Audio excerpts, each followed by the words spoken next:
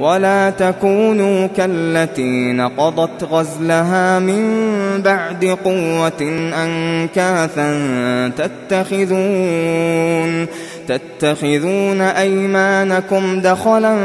بينكم أن تكون أمة هي أربى من أمة إنما يبلوكم الله به وليبينن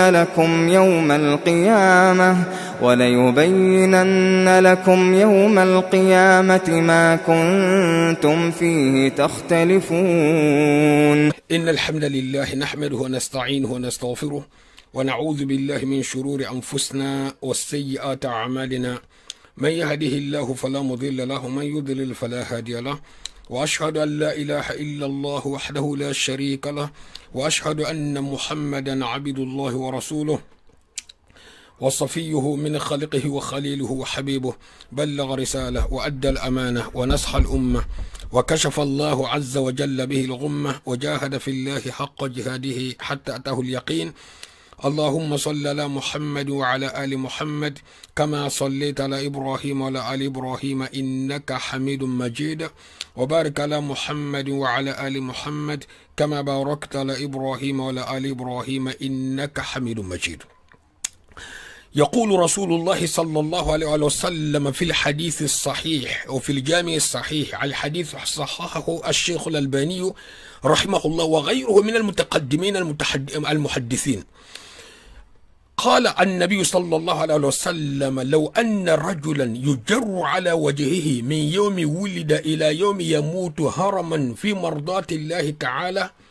لحقره يوم القيامة. سبحان الله. الآن مضى رمضان وما فيه من الأعمال الصالحات، الصيام والقيام والزكاة والصلاة والصدقة وختم القرآن والدعاء والذكر وتفطير الصائم وأنواع البر التي حصلت والعمرة التي قام بها الكثير. حتى إن لم تجد أحدا في هذه السنة أو في هذا رمضان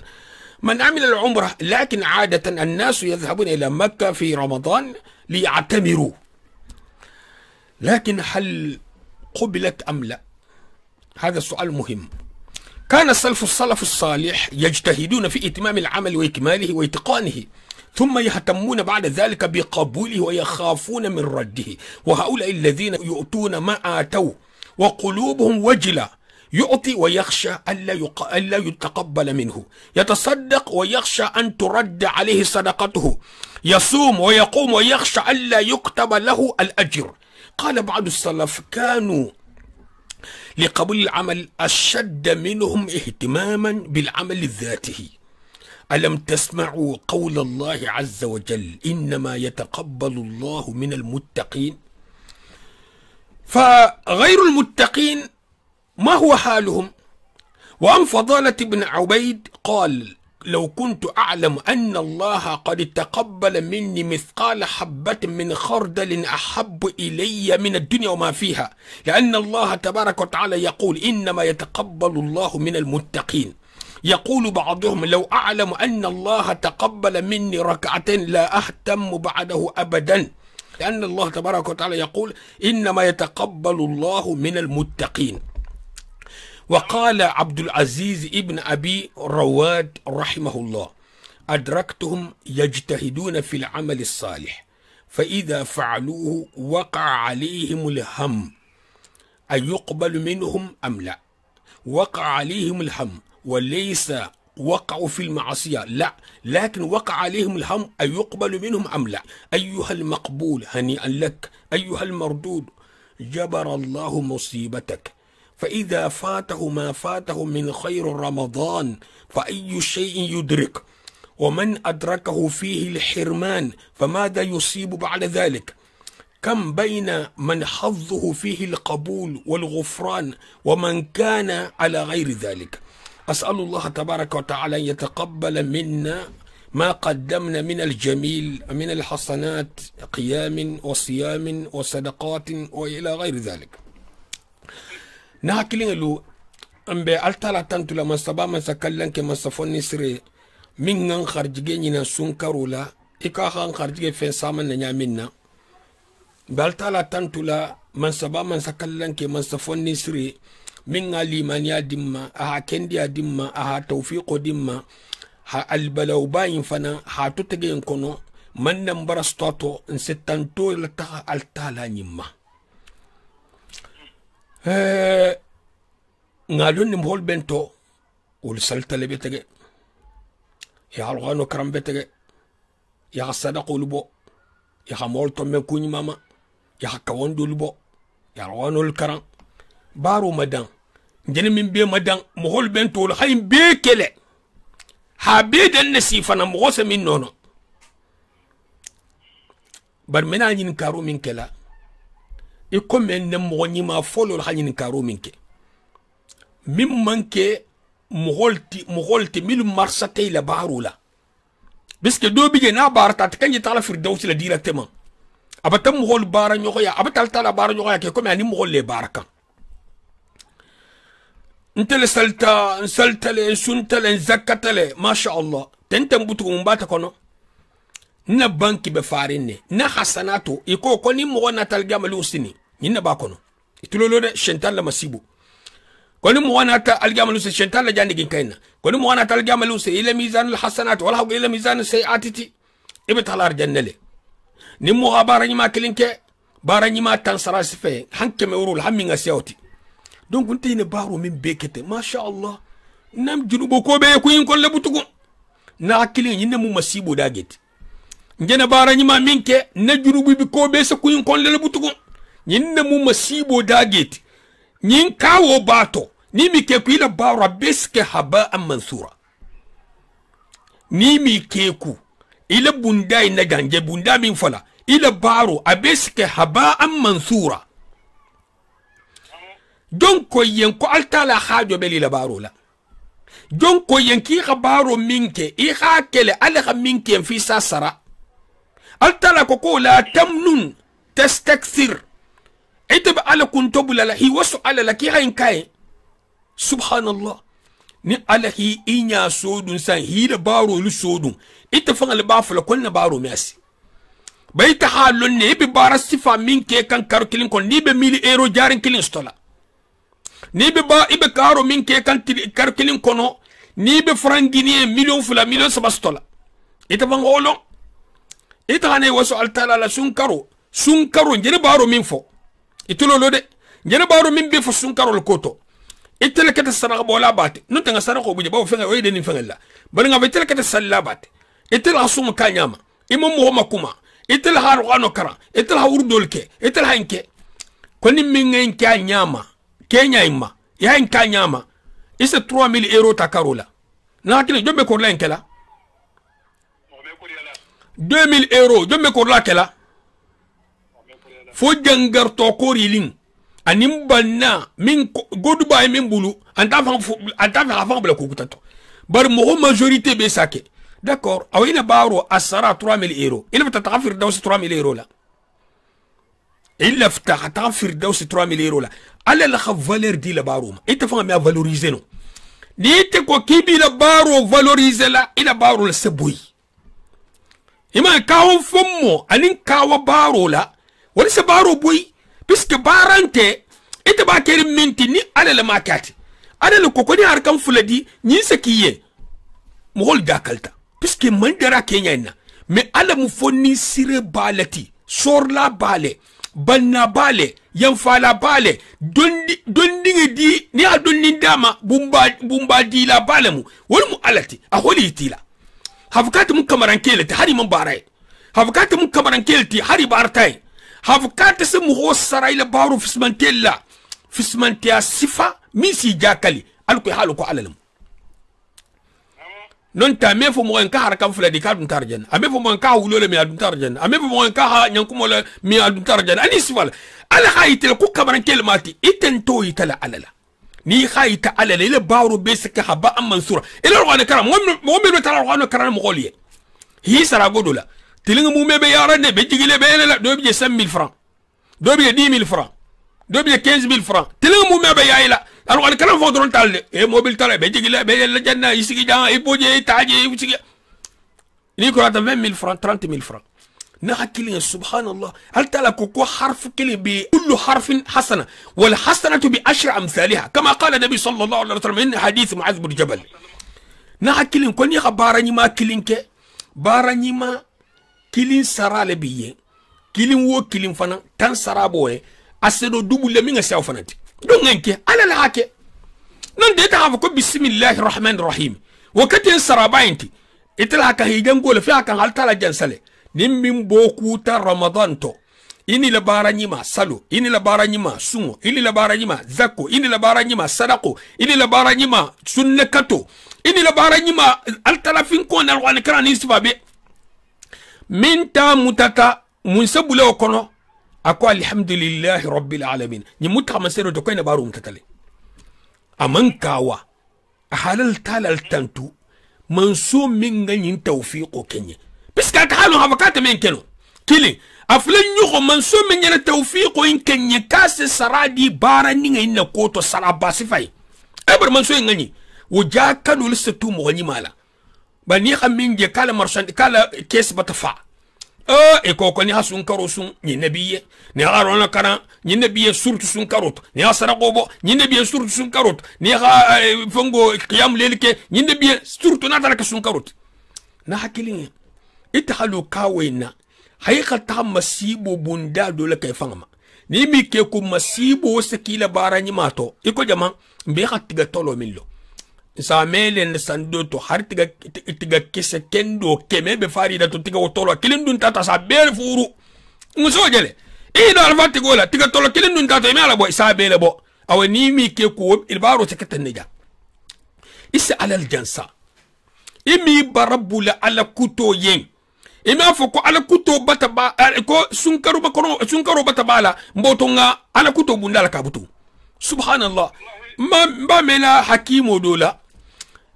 كو بيبي حتى جري فو جانغارو نساتخا كو باري كو ميلو على كوتو ماكونو نين جانغارو نتاخولا ولا غسيا ميلو مسيرو دونغا ماكونو سبحان الله ما هو ميلو التالا ترالا في سيلا كورول دامتا ادونتو كافي لا تاتو اجينيتو a number kusfa fento wolo hasiya min be natal ko ngata misrut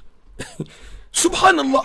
ite ala hite da sabe dole be gangaro ni empêcher le amina silande ahi empêcher le baro le baro kurun le ay kan ta hatato hab ka be makoro ni kutu bo wonte de do be hari aketu hari number of be kala to minna atbala baro kurun minna bola abala la kutu minna bola amon fen bala amon fen changer ni hay mu wala saha me wala kafiriya de malo bar nyinna limaniya la dohoya insisila kan kafiriya hatugo ni limaniya dohoya to wala ku sifainti min be fala ya melala akutan telarin kula e komen sa me min ke janga kan to he nin to nyala mu koyenti nyimbe tanne de nyimu kafiriya kan to hasik kapoto nyimu kafiriya kan aw kal jama min fotaje nin to nyala mu mbota nga wuli de nyimu kafiriya kan metgo le kafiriya bar kafiriya kan mu de ba na tata le konki kamal lala adu ye tembo temala wolto malu min bi kono ja adu ni adolu bara noje isay ne jila baro to ikinte laral jama kula telman ke la baro be patan ni yoka na hakilinge alla kila ko alayhi salatu wassalam itulolo de ako law anna rajulan يجر على وجهه من يوم ولد إلى يوم يموت حرما في مرضات الله تعالى لحقره يوم القيامة أكو حتى مغصرة لمنا حافرت لمنا كيبا يا بلوما مغصرة لمنا حافرت لمنا كيبا يا بلوما إبن مخون ينفوفو كان ياتيك إبن مكيكا حافوفو ياتيك منكوتو على كوتو منا أبو على كو munna a haynefo munna ntayin kuybulu munna nyimbe ate sabartay ma ala koto inta fufu kan abo omade ima gusde inta tulto kande ibe makumala imi taje itel ko ina ta mol makumala ko mol kan makuma ko ni bola mo ko la mo makumala alt itel ta mol makuma ko mol kan makuma mol nyabi le kibi makuma kan ne mol nyantele kina ta khairatiye مغول نيابي لكينا تي مكمله من قالوا كينا تخيروا التي والمكننتون التي والمسيا مغولتو انت لا كوكو كننتون مسيا mo famba min man kandawnya wal nyaaje mo kuma Allah ite molati ite na sala ko hide al nyasilan tibul hide ite be min folo hajun tola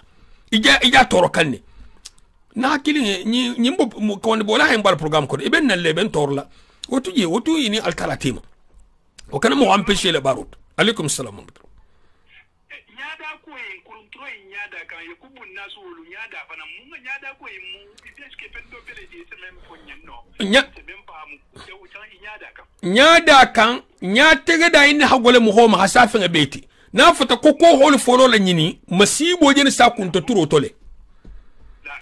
ni ko kibe hadama dinga wolu na sa nyana ba asa kuma bitila alko kan sa nya tege dama mbo to abibor no mim ngonya ni masibo betil ni wala folo la wala kalle kila alayhi salatu wasallam ko haddan tan fe kana wala nya tege dato donc ni wo tata ke ko itel ya hankato na jahannama ma way kele nyada walati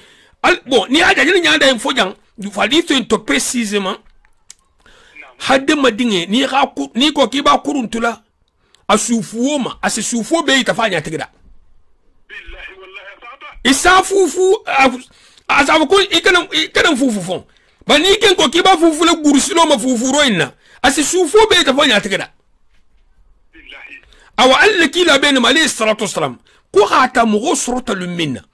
hafata lumina keba yala ko ta man fa tilfula sinte de iba fufula nya tege da kan ala koto ko algama lungu sini ase jutu baro ima ya halo baro kende ngal juti algama lungu sini ni ninji hado mamunu puisque jihado hitege sinya kilitata ba do yi fufu kanne hata surata lumina subhanallah est kalbe kuma fahamuri wonte ante ikome ala faqa abotala atanti mel balu ina ta faqa nya jahu bar faqa nya jawu be tilkili ba ma kuntula d'accord ba o mansia tilkili me mo ma kunta man fa bari sama bije fa ya jago minti tan abanta non de minti mo abanta non de l'heure maximum abanta bari ni asemu me abi ya hankato into asemu me abi fufu kan anya tigida kan aljamba lungu sini mo ho en sejutu ala baro imma alaye aminka ale na hakili testahilo kunna sunna zakkanna hijo inna sadaqo intal suntantal wana kar ya mun kiga habu alla fon sira qala subhanallah inma yataqabbalu allah min almuttaqin salafu dul surta ikoni ngalon ko ala se arkan fulala mutanna akom me baraka butugo qal tala ko inma yataqabbalu allah min almuttaqin yino hay fo tawadu'an fomma jigo kamma imam fo de ko be altala ko be gije te na altala mi la barata wonte de me kili mo malo altala hatal famata fula na hate batabul al yasran na ko al yasran na ngolu ngiralo ne muttaqunulu wal barjanale ila wulinya ila gabur kono ma hanyi ila ban hanyi e gabur kono ma hanyi e wulitumo hanyi e asrar tegatumo hanyi e arjanna dunya hanyi muttaqunu legend kona halun kaltala be arkan fula tala la bulla kante barakela butu dolu ko altala ha barakilin tabula do gat nyawnya ko hadinya sa dunya na kon fengati na hakili baraka tale de mbata sun karo sun mbata lo mbata zakka mbata zakatul fitr di mbata sadaqul bo mbata barinya julo jokki mbata alwanul karan mbata qiyam leylul ke mbata zikro ke mbata fengay beke bari ñinin karuma xammering mimbe kun yari baro ñin fangati o mu jamanti est-ce que al hatale la hawla wala quwwata illa billah awa wala hake salafo lu keta baro ta wala hagolema hasa baro fangati ite ba vela ko ha uli soto ha salje mutaneno to ha ilo ha zikro hanke woluya ñinga gole hilo ar ler fula ler saba arkan kileto ahgole bar min no gole woti toliya hasa min no gole itoliya hasa o fananti est-ce que ala ben yin talale aje lo minna wallahi aje sumu minna al ghana karanga minna aje zikru min est-ce que ala ben yin talale akotonte ya baro barake kwalan ta tare de nyinte tulo mo kono de bar nyinne silan hakanga tuila nyim musilan alati e bon misal to alle kila alayhi salatu wassalam akodua mejabi tuma minna nin duala nyokotita kase nyokoti nyadi kasa altala altara fen kar sala amma o résultat je asana isigi buto halta la tara bara sana fo asigito ngalta la tara fa mankuje ngalta mankuje ni seno shubuhato le no hoku donc ol joti ni ko kal tala ben baro talale nambara ni ko kan ta tala nambara al halakilinte do ibe résultat ma kono wala dunya janne ibe résultat ma kono wala dunya janne do ibe résultat ma kono wala algiyamale ite hile salo minke ite melo no na tata idun sa pelle tinyadi do yi ho pelle ti fama dunya janne kili aflan yugo fana do mujigi ni malati halata alama ni misal to altala tara dunya fi se fengi soto hari man takasto ira husnu dhanni la taha altalama ni haja manyi soto akunturo nyin to lefta minna ala lefta khairal kutala lanye minga sianti amanna du'a da bola buy amala buy alaikum assalam wa rahmatullahi wa barakatuh wala yakatu nyende hadi kanaje tunga bange be kisa ko dinga faamu tiga faamu kan sayne hari nyin tigo hasanke meleke sanke moy mume ba kurun tula nyaada kan nam na dunta ni ala hala kisi wo kanne hasinjutu ala baro nyima iyo ni sanke me balu sanke me fula balu atele sele joti hata sorta lumine ba kuruntula nya tege da kan bar ala koto atrembe ala koto ani mol na ta bule nyonna mol na ta toro ala toro kita munti ha furufu nya tege da kan taxari afanin sabarta altala ko nyinka hari ba fufula nya tege da kan ta se jutu malga malusin la ilaha illallah madafa nam barakallah o fi ka baraka na hakina betenne moho ni mohol be bar la misalto ni haje dol be soy khafu ma ko mo nyima dol me so avukal nya silenna lon nal me so to wala te mal nya silenna ta fongo nakli ni ngam ho min la fangala anto wonya waxia itam lon nalti aham wala la fangala ni tata groupe to ma to goro siare je ko nyini de ma to goro nyim fanan kano se man ginne ko istadi ngirado ma to goro kunti kono bar hadima di tabodo bato ni ko mo enke do ko sembo habu ita sekiliale amebuda mesabar noja ido ko ado ko sago sile asekiliale bari ni nyimman fo fusi man fo amefu konsen do ko gosi amefu sen kam no gosi amefu ntel godo hasa nyintato bar misal to ata ilo mo ma wuli kilim babulu yana kime tugo ma to hanyala nonte sano garamu keme be dobulu gorge garamu kem flati ko na temne hada mo to hanyala subhanallah isa santi go bula kumala ni mi ke kay do ka fala kumo ma mim manke hakan min foti aw nyin sen ginne fam no ma to ko yin sen ginne nyim bente dingira beto na bentanu abente dingira beto fo dina dingira sila dinol tinya asana ma han kuto to ben khatu ila ma han kuto jama ni mam ma to ko yin takela asana ma han kuto to ben khakila ni sita martaba to ma ila bara mina fa barati go shentan me mo to je dingira to asena hiya accompagner iyo ita ma ke wala ya kele ya encourager non nga encourager nga kele encourager shentan se kudul to be yengi min si nyama nene bar munna asatu ju soto na mankeye asitoro munna asatu ju soto na manki asitoro aw shentan le ne legenti ni haide mo ha kudo kato aba ju solto ka ba toro linne min jekela non te min kekeka mo hakan ni khasilan alanya famma to ko bunda ihi sobala na hakili ni halonna jebuto abat si famma to ko ma fode ya ta jahilu masti kulu kutum masiti la hata o masti kolonna londo mu sigi golleti londo le fismantea abe lom fenge le fismantea la bulu yi khamin lon wala fismantea au degré il londo la valeur degré be la hanone nafata ko arabu kundato londo bunda hasia lugo bige fismanta min be lugo to wa darajo le be lalila lugo infana sigisgol bala sawda yele bisram ko sarf karmo wal munti nahwu karmo wal munti balagha karmo wal munti adibo wal munti nyimbe na tasigo do biga sembe kafu na fa nyimbe imbe arabu kan la compagnie nyimbe ko to munti ya min lon jam wofsmanti ala biye janne sinyake mo hodulma shentan nata mo hodul la shughla kan mu wasila tulati katrabe maqsuduma kan abeli ko salang ya halala fi setege etana tisi mebe ke bi don kan salangenka iman tege itele yelo salanga ka bata ki kunna hujjatoti lalak aman kiye afatala ki hayla ke yasi maqsudum wal hakal ki la alayhi salatu wassalam ato alafta halondo lu valoriser halondo lu kotolabo ahamun fo ako man yurdi Allah bihi khayran yufaqihuhu fi din ni ala lafta khaira la minna ko to sa dino londol dim jang kan yeshape ma de dino londo adabo london tede dino londo dino melo na fi adabo lo iyo itonya bar mu ngi lo adabo dingirato mo dina jibulu mo dina londo jibulu puisque ni dino iyo ate man ko sanya falale amba ta hisobo nya sibaro fana mu fismanti adolti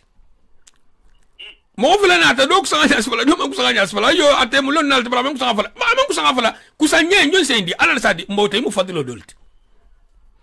ni ta man kusanga fala mbotay sobo ilo lalti jeti mo nebe do misal to dro kendo be mo hobulu dro kendo babulu atbe ke ko dro go nyi mu basengal te mu fongolti bra dro go fi malmo dona tala dro go ti vraiment tisi dol ma gemal mo ay diar mu xolé ayo ka tele basinga ka te tam basinga te bari couleur lan tal ma couleur tal ilo so auto min ta couleur balo hanar harakata doenti akine mo golbe min nyin min be nyin ne dingira min tol be talaji ikana mo golf smantia to don ki telef smantia misal to nim min bi tabul wala hafsa jang mo gol dam ma man kan kela min ben tabulu wala hafsa te tati man kan wakela min bi tabulu wala hafsa te tati hatro qualité ma tola man kan wakela barnon ku do faram biga o mu jamanti ma tokoro ketele déjà albe minto ita be minto dembe minto o ma tokoro ketele don so ma tokoro ke altala subhanahu wa ta'ala anin don anala kila alayhi salatu wassalam altala subhanahu wa ta'ala ko inma yakhsha Allah min ibadihi ulama alimu min fotajan nyimu alnyaslan nalti min ngalo min be alaye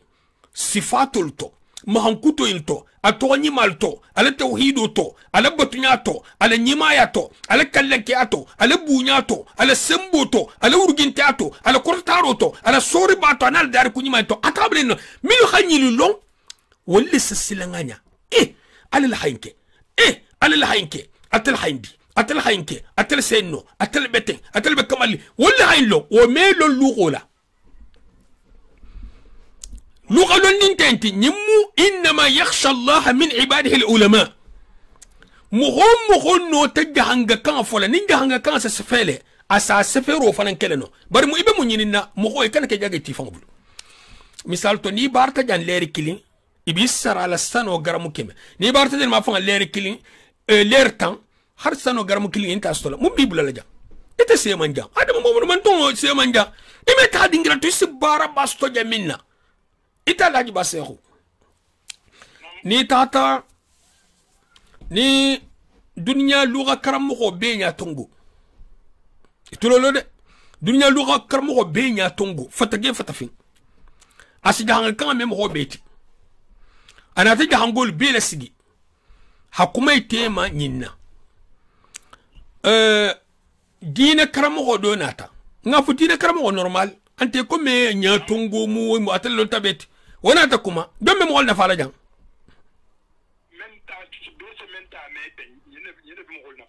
no luga karamo ko be sa ta mele e kuma jahan kan ala dina karamo ko be sa ta mele e kuma jahan kan ala don me jama mo na fala jang dina karamo puisque inte be nyinin kalale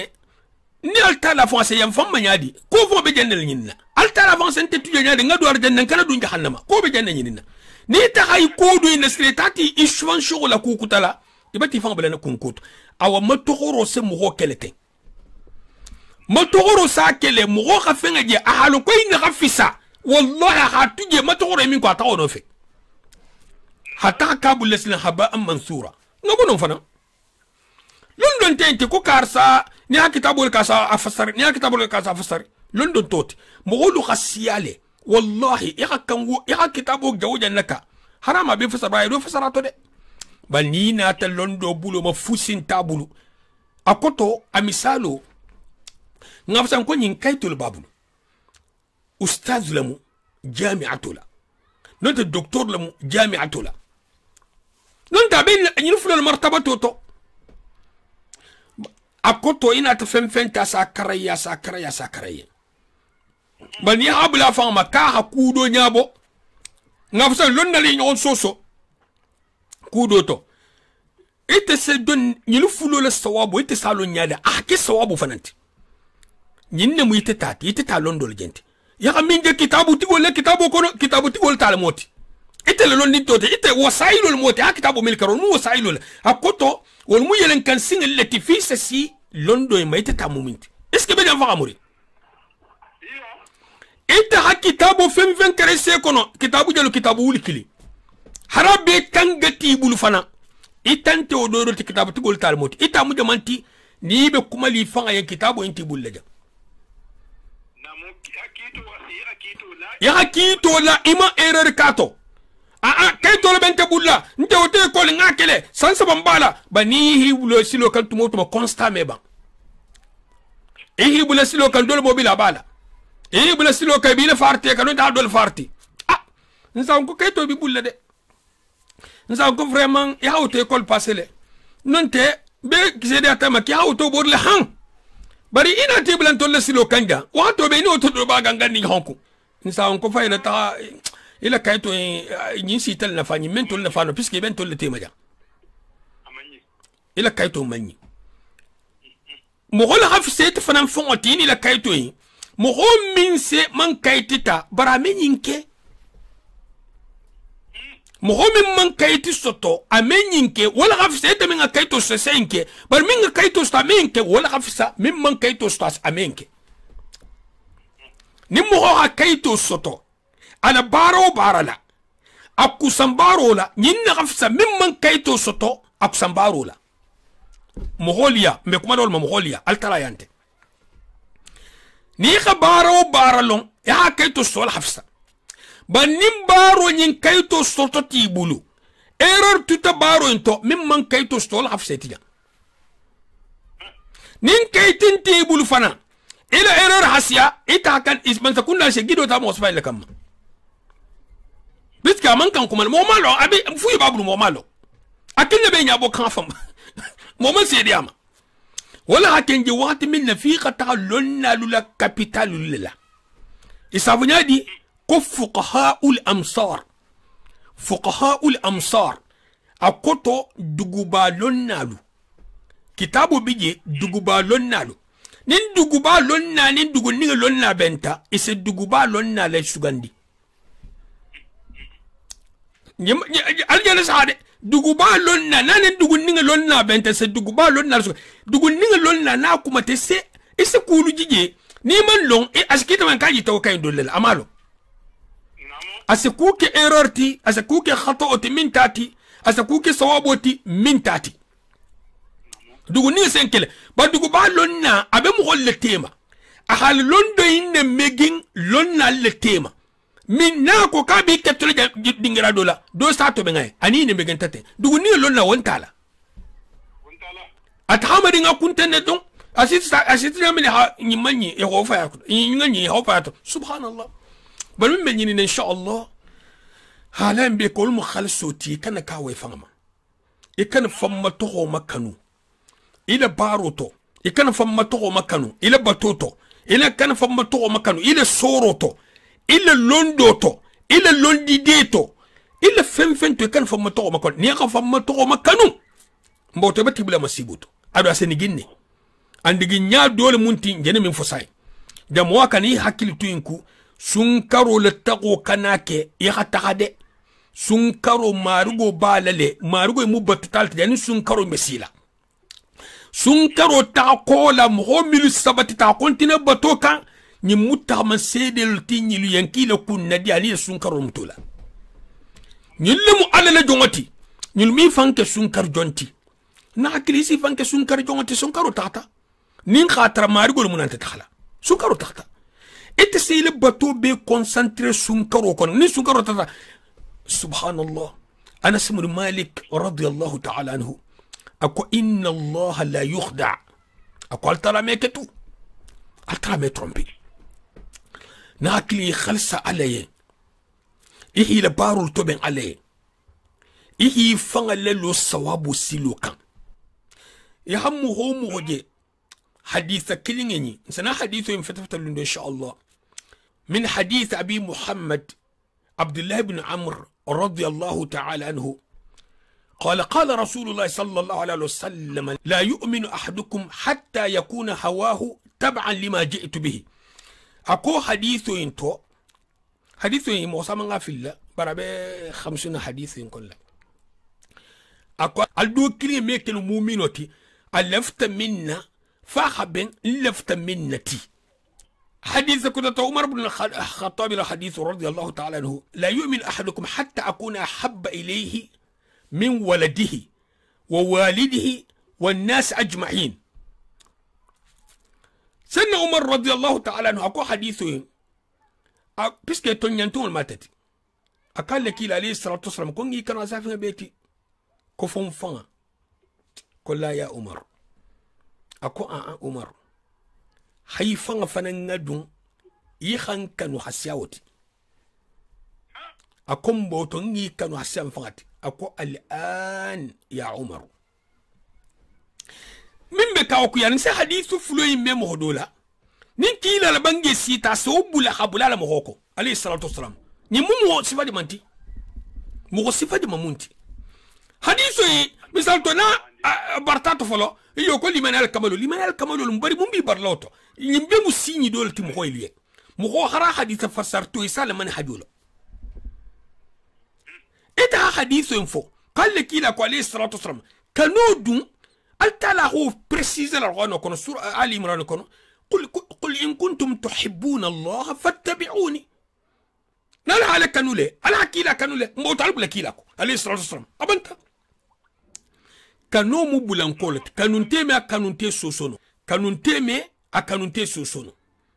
ni ammo minge hadithu en fola ali tulolo de mo danger mbara muntiko ya ammo hoje hadithu en fola hadith sakhari dona tabla mawdu'u doto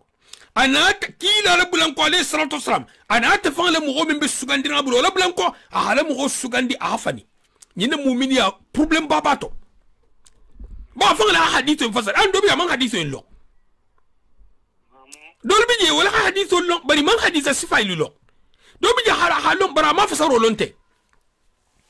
bara halo ha fasaro lonte hanayinke ni mu fanje qulta ni mu holjahu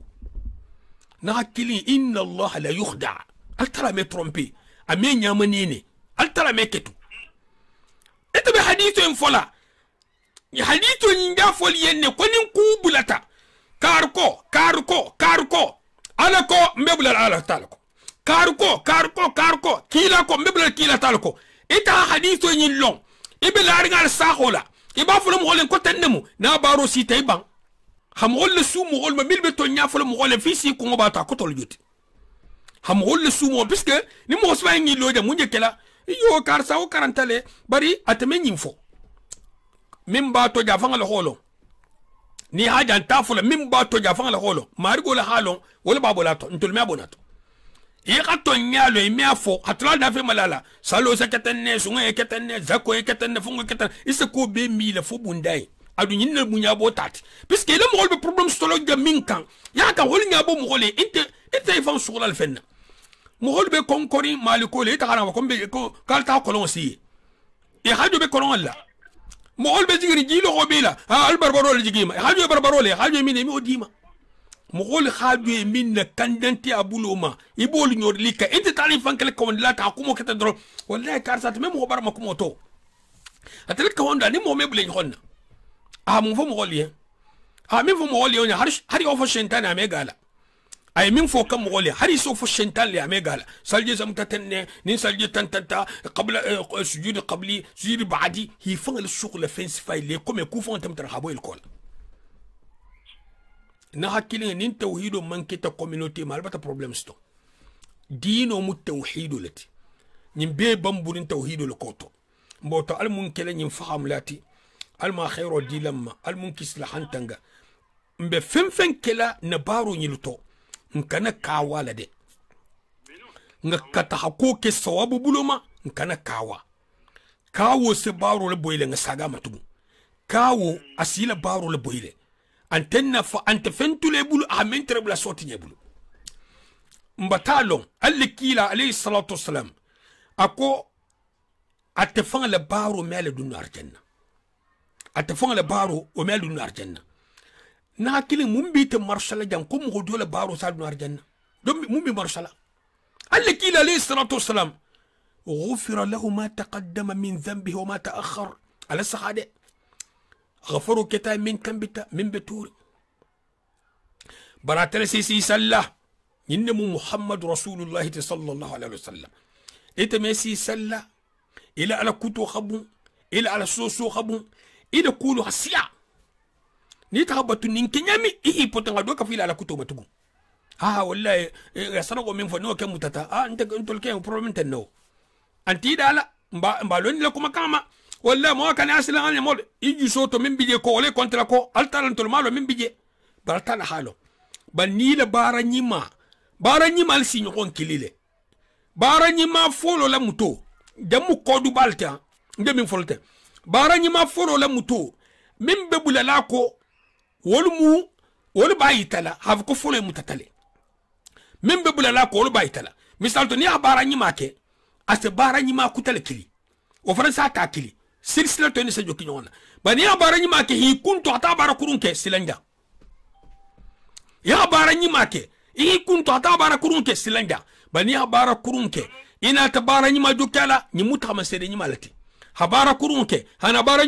nyima jokala atbi as-sayyi'ata al-hasanata tamhuha wa khaliq an-nas bi khulqin hasan kama qala nabi sallallahu alaihi wasallam ki khabara kurun no tubla bara nyimala bar habara nyima no tubla bara kurun wala wonta taman sere nyimat habara kurun no tubla bara nyimala wala mutaman sere nyimat na hakilin jambutu gumbatan marugo mbata dolon ato mo holu hi marugo lon إلى اللندو كسبولا ولا حكالت لكو إنما يخشى الله من عباده العلماء لنالو لسسلنغانيا لنا جمانو العلماء جان أما بريسيزي لندي جمامو لنا لحين بريسيزي هاتقول بكتو بيتو مثال تو ننكاتا لندو نيني علم الحساب كنت يكفنكو ماتماتيك لندو londo lemu tibbi mu londo lati londo hasiya masakunda londo ilu sigol bije o belto na kolona docteur libito asati zato libito wolunya santongo libito asba bibito o be mu lonna lati akoto te ko docteur be mu lonna lati de docteur bento lonna lati ko hari ustaz bento lonna lati wallahi billahi tallah bento lonna lati de haba ko ni mo docteur stabat ke lonna lati bad na communauté kento de nte na communauté ma de misal to nte kumala na communauté londo kasabo ma de aljanna ma nyima nte kuma na communauté londo kasaboma na communauté lonna ballemu na communauté o lonna ballemu bari en général have ko ni mo ha docteur sta kayel ke lonna ti dunya kono wo ko ton toti de bari londo amiranga dolemu ni mo hokete ustaz ti o make have ko nyinne mu ustaz ti dingra jamia karsane ko mu lonnalti ustaz asiya londo min be fora mi o fo be nyabono surtout branche kuta ban tolbe mun jeri ni ko lonnal mun ti man kan afala fa maka korita ni man kan afala fa maka kamalo ani sifalu wonte do feram bi satar le lonna balemu kayto ne malanta bulu kayto ne malanta ko cheikh ibn baz cheikh al-albani diplôme min babul sanawiya diplôme le moti ari se ustaz ya diplôme no bulu wonte o hajun tola cheikh ibn baz bete ani sifalu bari ite fan xamin lo ite la xalu xamin lo kili ani bi ala tambila mo hol ma nyaadi ntol se ke seedo lati e mun tammi kam hol ma comme birum min fosay ise kitabul fasari bali ha linata bunda fen ti sabe ni xambi ina ta bunda fendi sabe nyambe o lo dige mantenti ni min tol me teme afo me ko londo munte me ke londo sereti parce que ni mula hakifa ga jago seriat o mula hakifa ga jago seriat bon do bi je londi se trabulele bara se tay me nege femma aman si mimma astari me nege femma aman si mimma asta be to ko afa ngabulu jang fon ngan hakil tu jol ku betege ata wakati kilinga to e fem fola mo hoye e kana fo ki ba do hoya la kan kana fo ki ba sabote la kan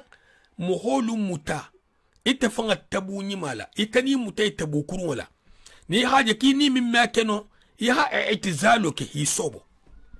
mo hodo bi jo taman o ini o me barano parce que ate min kala ni te min kala kilinte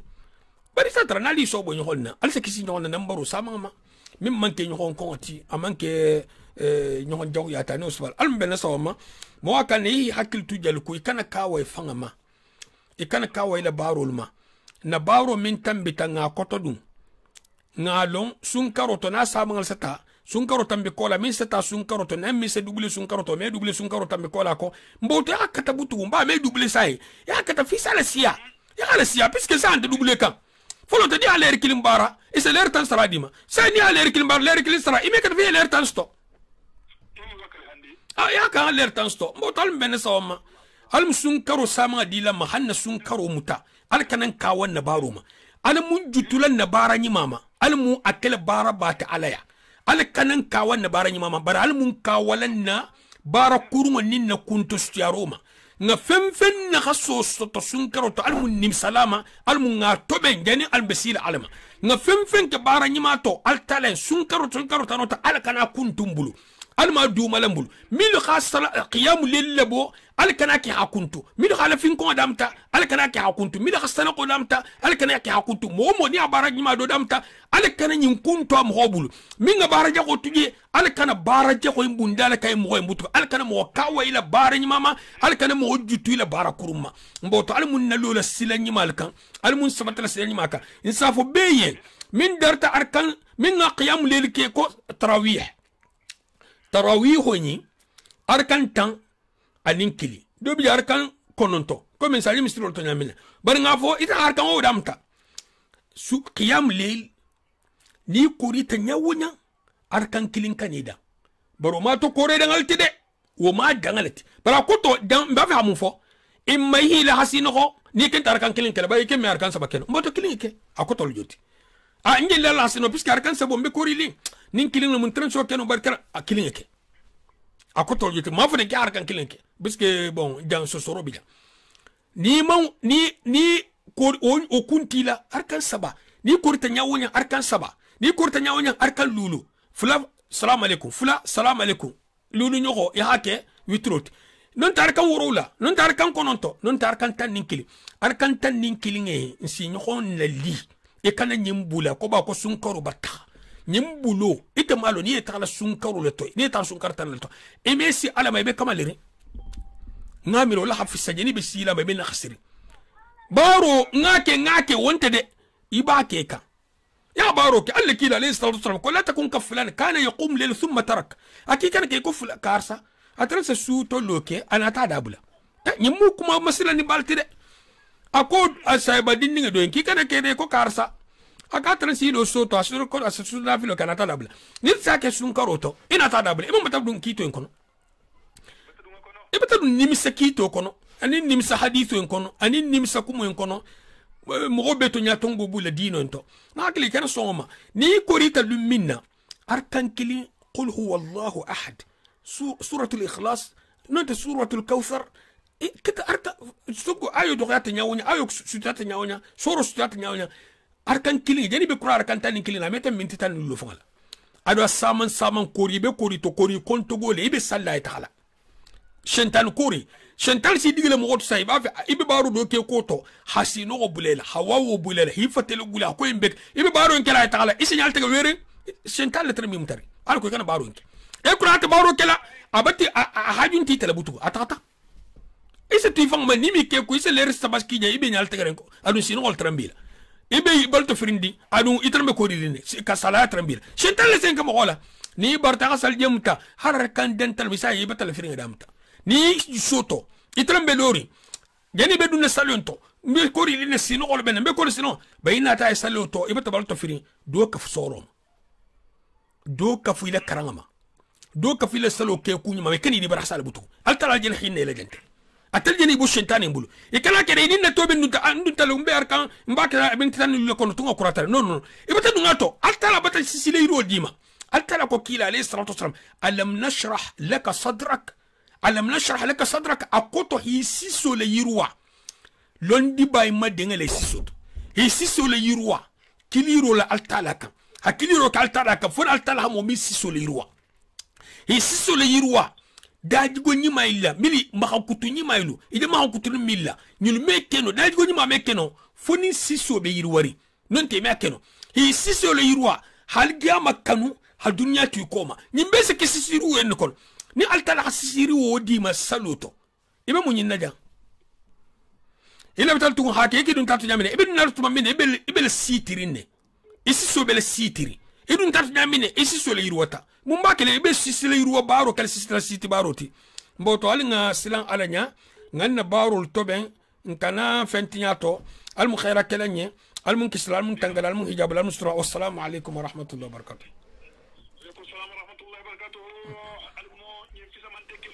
آمين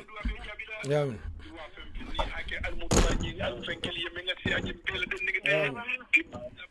mutala almunna dino nyi sabati lambulla ben ka wandila men nam margo almunkela mela tinga mutan ngana bara almwa baros barja kayda baro la margo alam mo ngato nyaani ngenga yimu to nyaate almun kharja kayla baro ke margo almun kharja kayla nam nin kila manto bela de ninga nim bari ke bela de ninga almun de mala nabatulu almun kisila batulu la boroma almun nabatulu mutalanye be pato fem fenkela alma khalsala ala kilinye alma kila de be bula fen ko almun bula kila kilin ko sallallahu alaihi wa sallama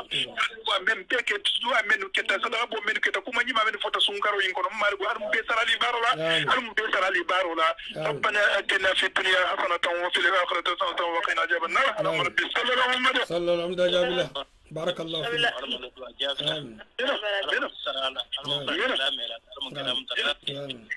ربنا آتنا في الدنيا حسنة وفي الآخرة حسنة وقنا عذاب النار رب صل على محمد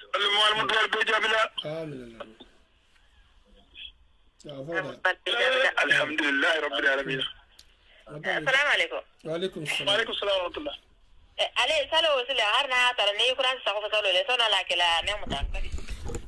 نيكراس سافو سالو لسنا كلا ممتان برمين نفسني هيلا tahajjud lonna li nyon soso est-ce que tahajjud janibe surtout salo mumel mu en général ou bien nisi nota ina tawli at-tahajjud bi maana at-taqayyuz akoto hasino hanawli khasalo minke lonna samata lonna dol tatama ko mu tahajjudoti badol ko tahajjudo suto nafilo entière lem bon ni mo tatalo ibe barakanne non te sana ko ile non te dol se échapper bulu kene suto nafilo to ni hila kuibe na wulle o sekila isse ni ko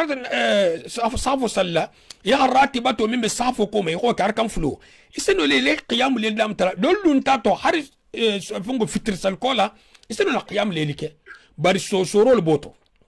so sor gole bar be bentento saf sal kola qiyam le batalaka bon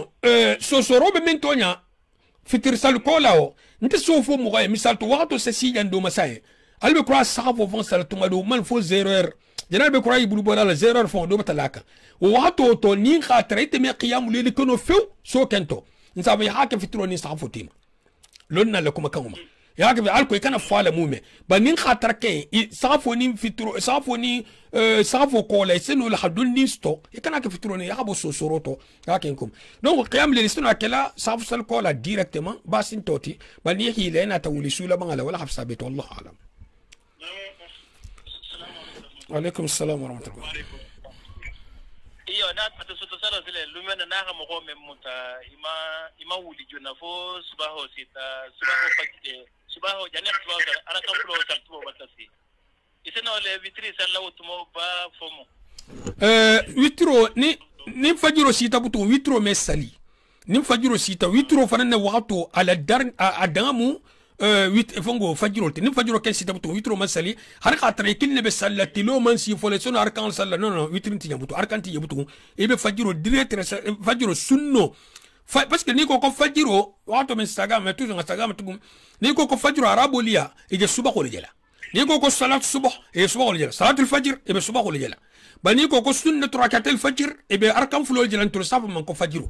ntul sala bulata ko fajiro nin ko fajiro ntul da hangol te man ngalon ne njar kan fulo man min sal jani be suba ko salla donc fajiro ni ganga kanto njar kan fulo yi isen salle jani be suba ko salla wato wa tartilo bota هل تلوبتي ما سبقوا من سلي يسنا فلوس سلي يسنا سبقوا سل الله كيل عليه الصلاة والسلام وحكوا نيال برنمه من درت قيام ليل كلا مثال تاركان تانين كلين كلا ننت أركان سبا كلا ننت أركان كلين كلا ويتروتي صونا تيل فجرنا تسمع كنو ينتجوا باتولا لخان ولا هواتو عسي نو بي ولا حصل لا نانت ولا حصل لا براسنا أركان يلسلس من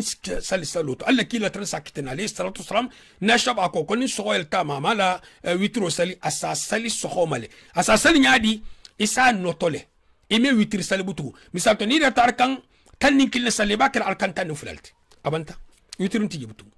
والله أعلم لا بركة أبانتا لي نير تاركان سبال كلا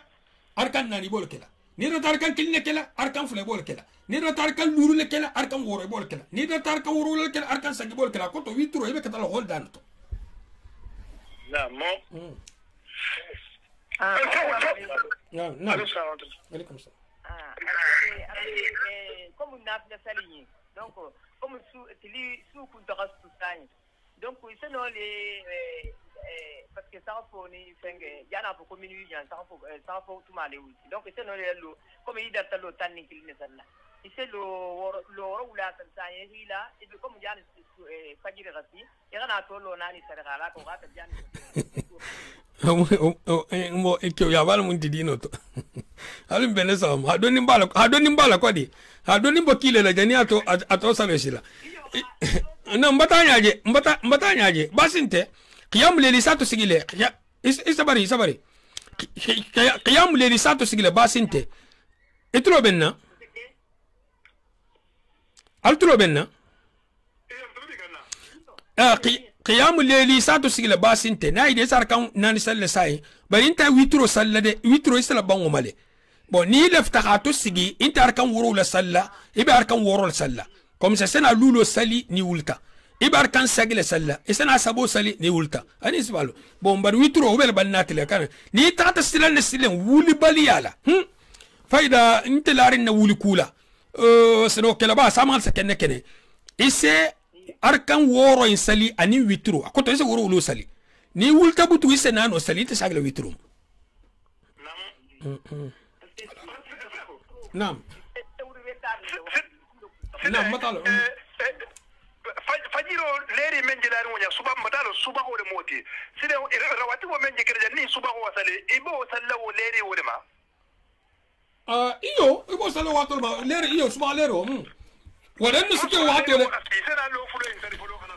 wadanno sike leri minje calendrier ma wadanno sike wala alla calendrier ma ni wadanno ke ije fajiro arkan sunno arkan fulo ne salla ni minti tamma konon dingiral maltuliyati ifanga minti tamma kono ala ka puisque nte safo mo homo gambe mahammeri misal to aballa calendrier kono 4h10 4h10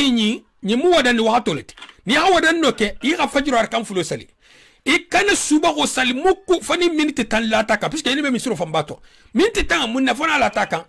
ite malon ni minti tan ni kola le musuba ko fangati imalon ni suba ko idam tarin 4h10 wala donc ya bo sosoroto donc ya ma kono do ke han 10 minutes halaka iler min bi la calendrier ko 10 minutes halaka ya kana ile suba ko sali namo amin ayak عليكم السلام. شغلي اتني جامو ما فون فون لا دونك ولون دين تام او لا فوكو كو سوبا او موليري اكزاكتلي جامو مونتي كما اتني جامو ما كو ايما لو فوني 10 minutes ni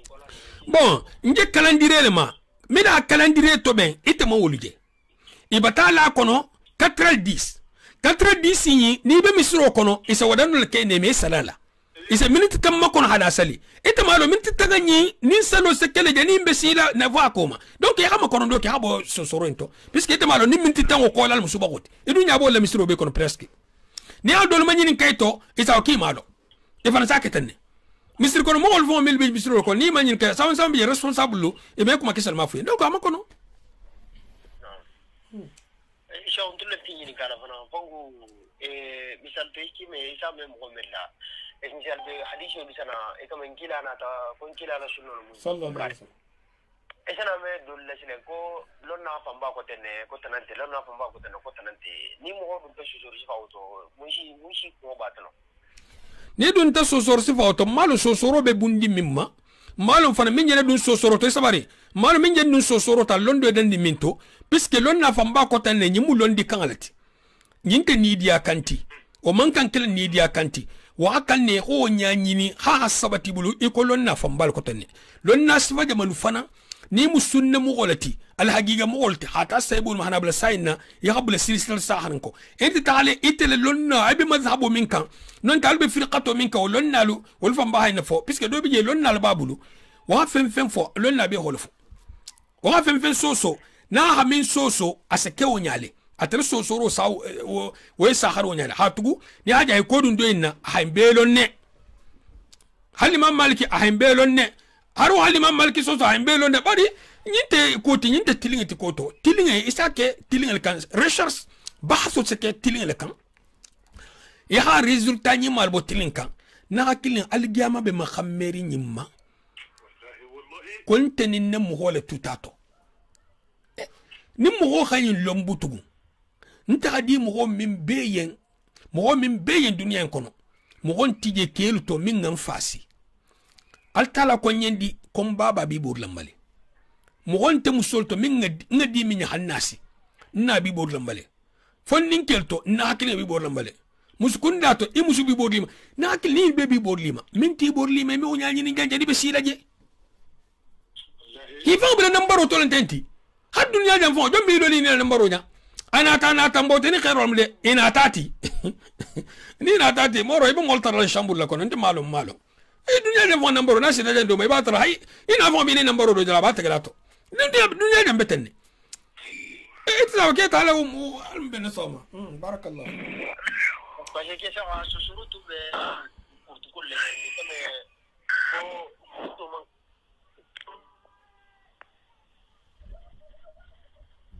allo ko de sa tal fa man taate na nta manta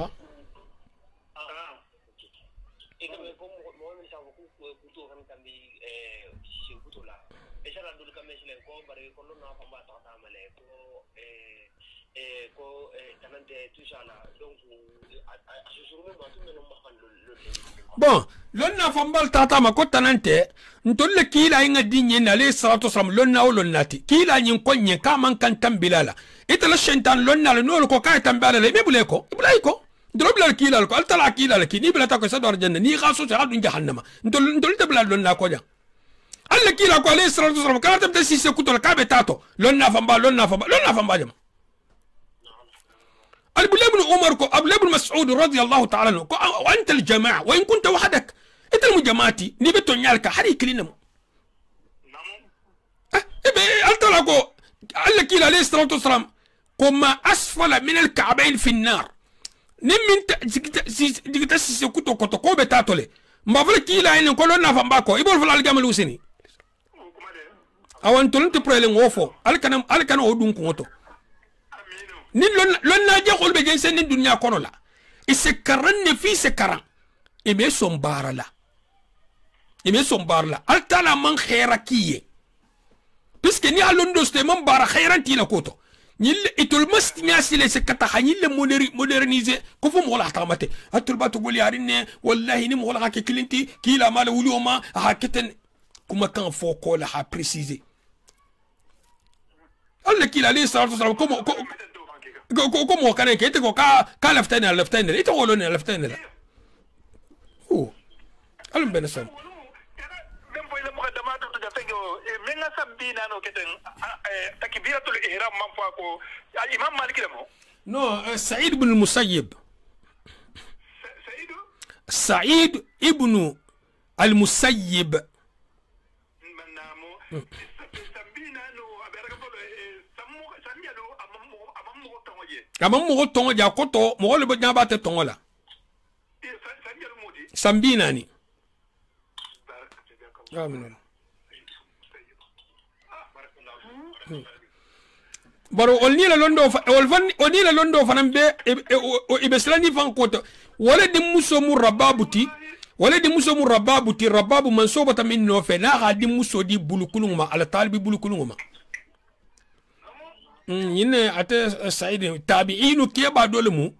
e katel makatel atani waysul qarni jonga fi tabi'inul to tabi'inul fi samantel dol ko waysul qarni hatu alla kila alayhi salatu wassalam hol korea dol ko Saïd ibn Musayyib londo buloma yala dangal joti alla kila la mo korea lin hata mo lawma yala ko mo dangal joti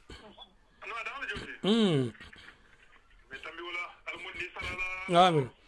amin inshallah mbe talata al musani akela عليكم السلام ورحمة الله.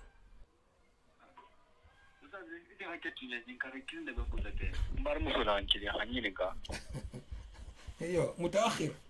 انت لا تقول بقولوا نعم بسم الله التريا نجي التريا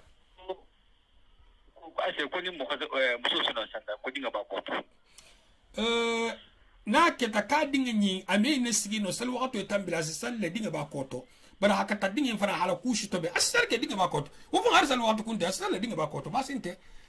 bon ha mutebul le stile wala hagole puisque sel hatta jin baruma ba ni khatara mutalanta la isa ta la isa amtala hasalati silibabu fananta akonye ko mashallah ako kabata hijabu ta kabata hijabu ta nam iyo ko hijabu kasa fufu dugo mako eske ko mosona sal mashallah afan kala fufu dugo mako mai norolet